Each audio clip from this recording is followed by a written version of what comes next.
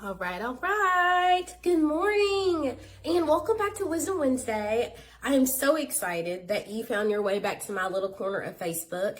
And this week for Wisdom Wednesday, we are discussing 3 traits that you may have that are attracting toxic people into your life.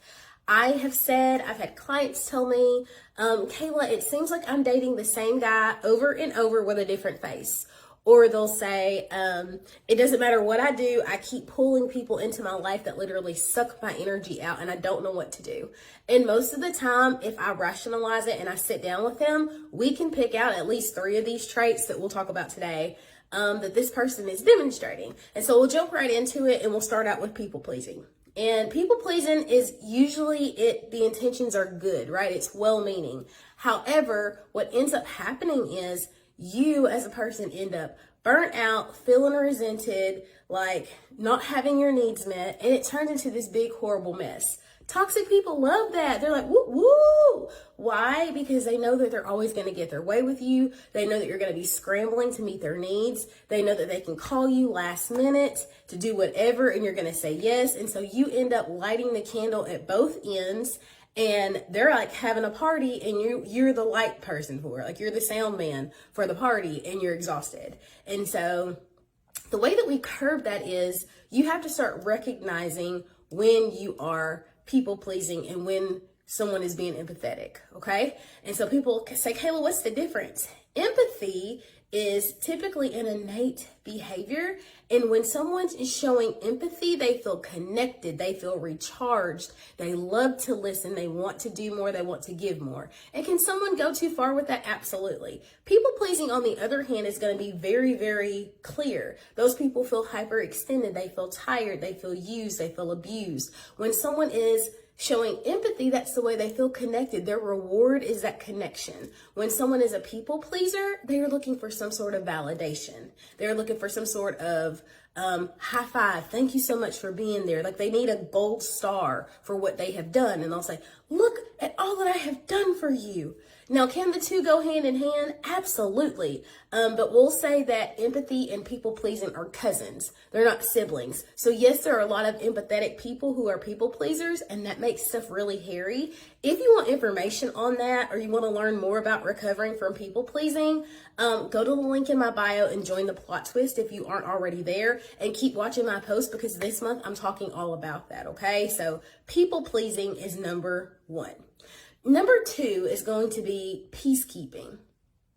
Peacekeeping. And you're going to say, well, Kayla, doesn't the Bible say we should be peacekeepers? No, the Bible says we should be peacemakers. And so peacekeepers are going to do whatever they have to do to avoid conflict at all costs. Like they're not having it. And so they're going to go along to get along as well, just like the people pleaser. However, they may know that something's wrong, but their mentality is more so, that's not my fight. Like I don't have a dog in that fight. I don't have nothing to do with that. That really doesn't affect me. And even though it does bother them, they don't have the courage to stand up because they don't want to be in a conflict. They don't want any issues. I don't want no trouble. And so the Bible says, blessed are the peacemakers.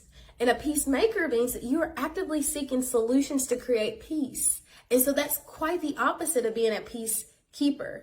Like actively seeking solutions to create peace is different than saying nothing to avoid conflict. And so that is how you are going to remedy that. So if you find yourself going along to get along, not willing to say, hey guys, this isn't right. I'm not sure that we should be doing this. The way that you treated that person was unfair. You need to check that. You've got to check that behavior.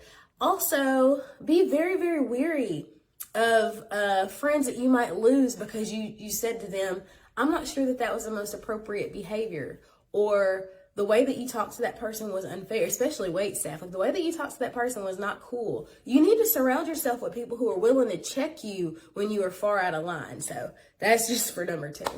Lastly, number 3, rescuing behavior. Rescuing behavior will get you like used up, chewed up, and spat out by toxic people. Rescuing usually is innate. You had a parent who was a rescuer, you learned rescuing behavior, or you feel like you want to be that person to like bail them out. You want to be the star of the show. And I was listening to a sermon. It's about the butterfly. it's coming out of the chrysalis or the cocoon. And a man wants to help the butterfly because he looks like he's struggling so much. And so, he's got one wing out until the man tears down and he helps him out of the thing.